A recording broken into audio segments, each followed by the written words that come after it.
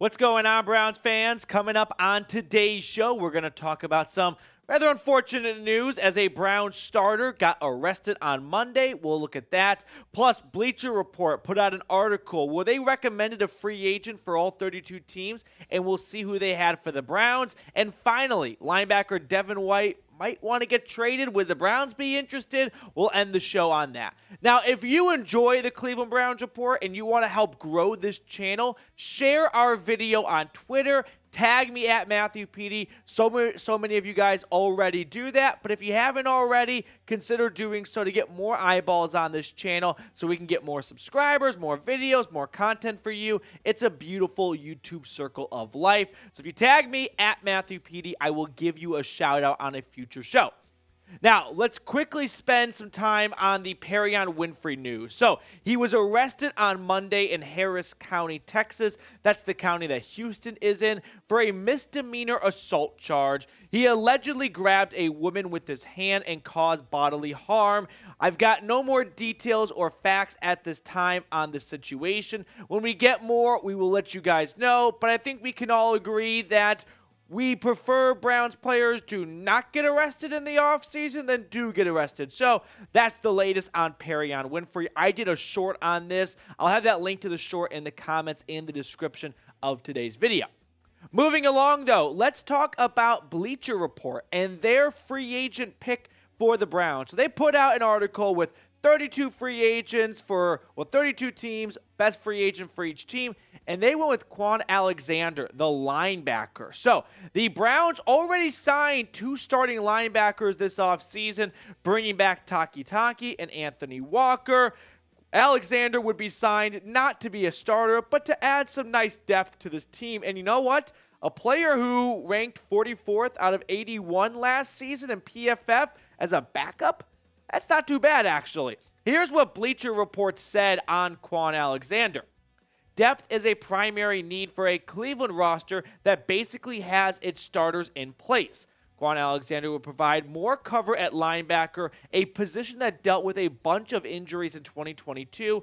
Alexander notched 69 tackles as a 12-game starter for the Jets last season.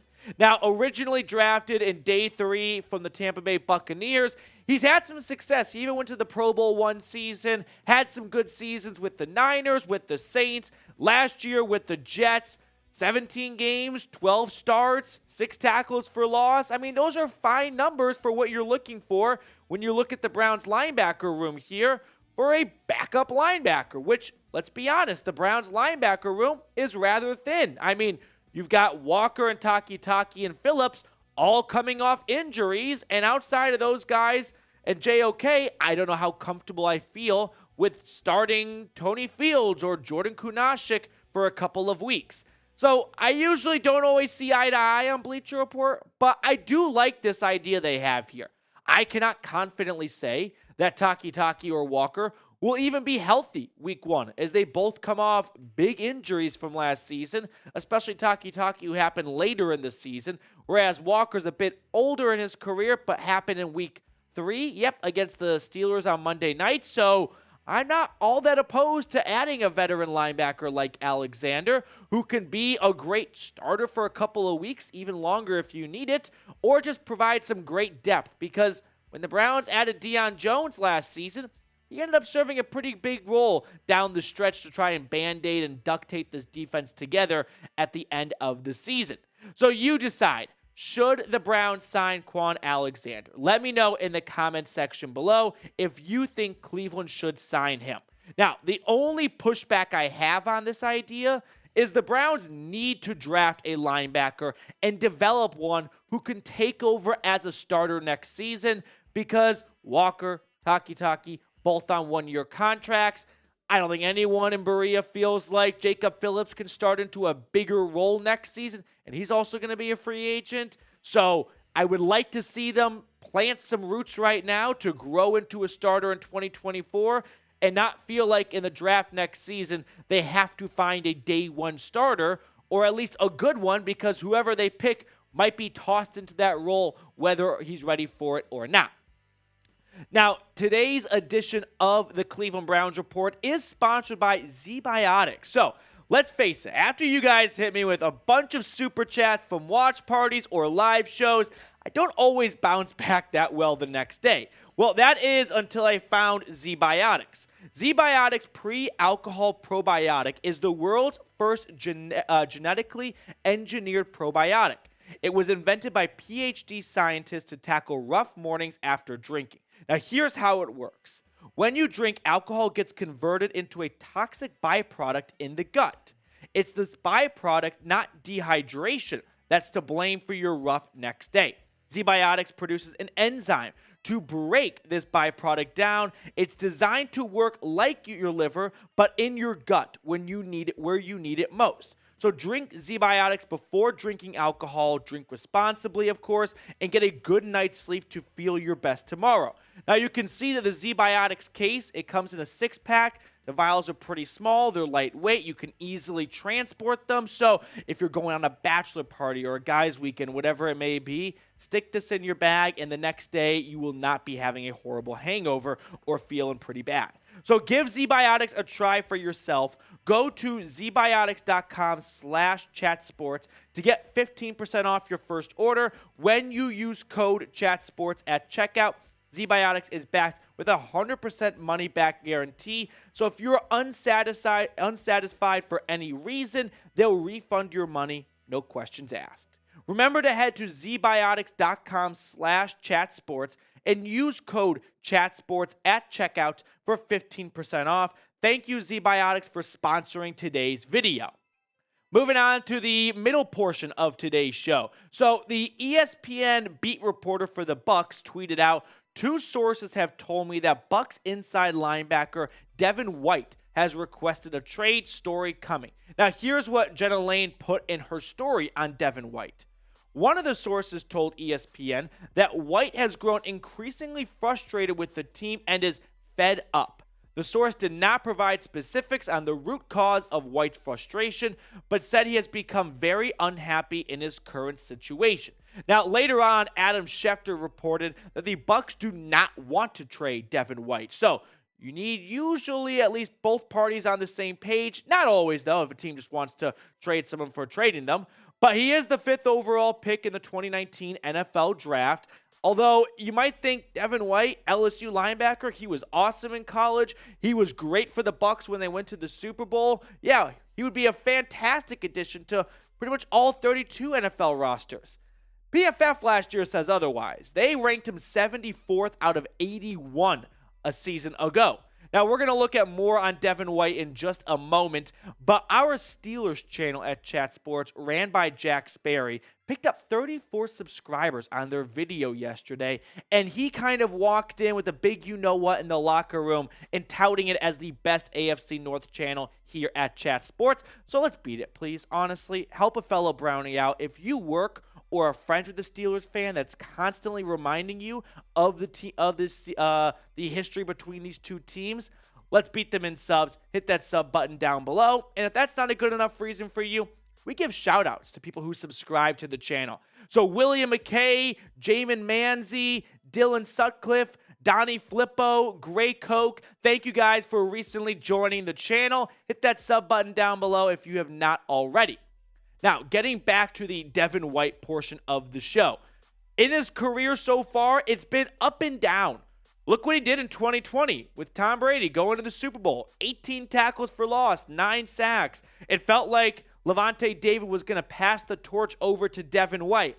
Since then, we've seen some regression and him not living up to the 5th overall pick. Now, the big hiccup that the Browns and other teams will run into if they want to trade for number 45 is that he's due a fully guaranteed $11.7 million this season due to his 5th-year option. So just like Baker last year when the Browns were trying to find some team to trade for him, ultimately the Browns did eat some of his money to facilitate a deal.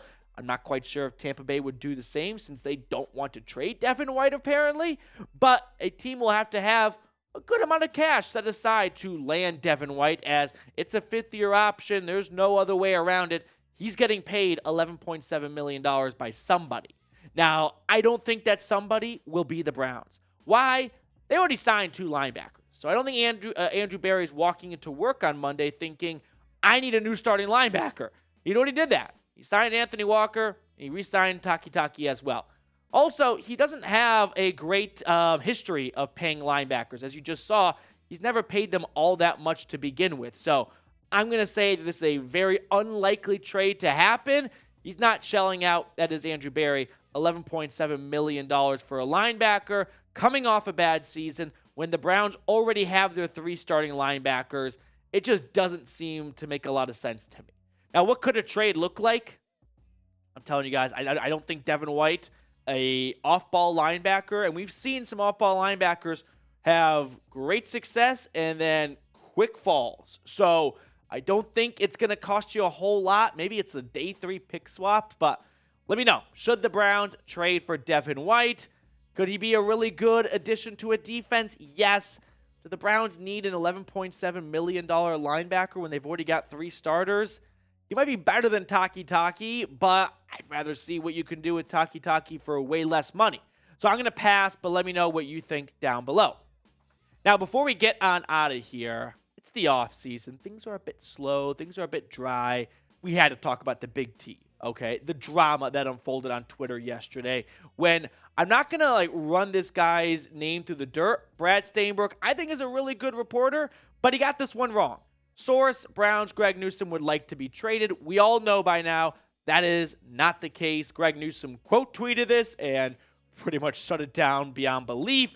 Everyone else chimed in with blue check marks and said this is not happening. So Stainbrook owned up to it. He fessed up, or not fessed up, but he owned up to it, and he accepted that he got it wrong. I won't read the entire apology. It's on his Twitter, but he got it wrong, and he admitted to it, and honestly, I applaud him. A lot of people on Twitter, or at least just in society today, love to spin zone things and try and say, well, I was partially right, so just focus on that part.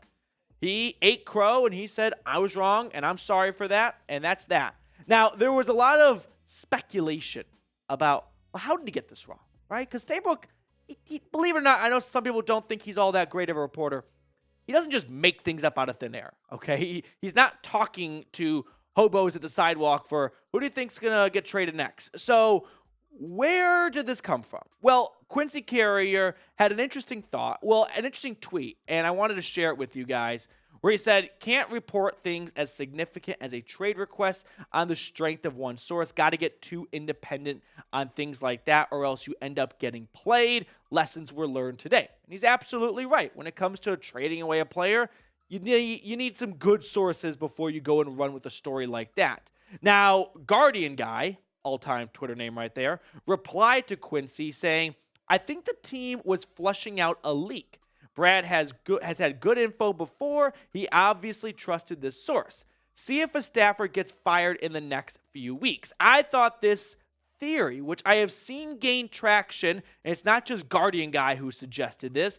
Dustin Murphy, one of our own commenters at the channel, had a similar thought. So I don't know if this is Condoleezza Rice 2.0, where the Browns are putting out a fake story to see who the leak is or who their mole is in their front office. But I'm going to take a step back and think about this for a moment and go, would the Browns really use a trade request as the story, the fake story, as a way to find out and flush out a leak? Probably not, right? You're going to create some smoke and attract some attention to the idea of Greg Newsome wanting a trade, even if it's completely false. We know how the internet works. If it's out there, even if it's disproved, you're going to have a group of people who still believe that there's smoke there. And when there's smoke, there's fire. So if they wanted to find who the leak was, I would hope that the Ivy League minds of Kevin Stefanski and Andrew Berry did not decide the best way to do it is, you know what? Let's create a fake trade rumor story about one of our players. Surely that couldn't backfire if he starts to believe, well, why were you even thinking of trading me? Why'd you pick me, right? Why not someone else? Are you actually thinking in the back of your head I could be traded? Or do you, for Greg Newsome, are the Browns thinking he's not happy here?